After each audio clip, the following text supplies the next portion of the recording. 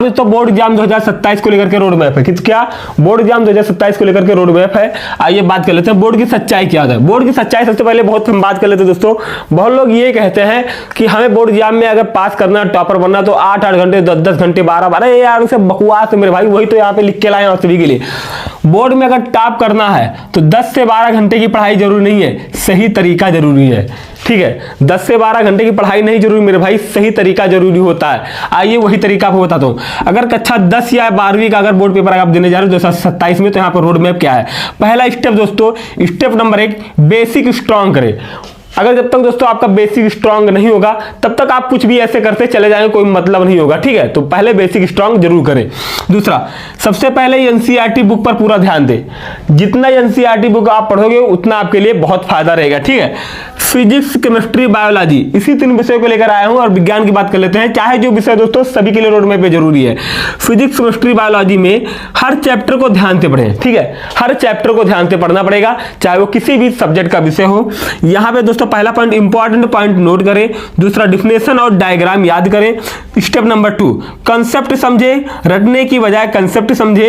Physics numerical practice करें और chemistry में दोस्तों रिएक्शन और फार्मूला समझे।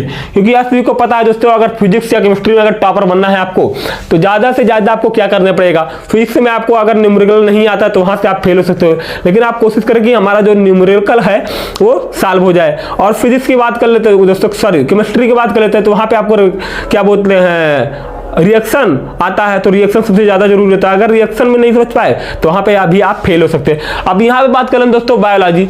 बायोलॉजी में दोस्तों आपको डायग्राम होता है और एक क्या होता है, डायग्राम, और उसका प्रोसेस समझना पड़ेगा। ठीक है, कंसेप्ट क्लियर करें, एनी क्वेश्चन सॉल्व होगा।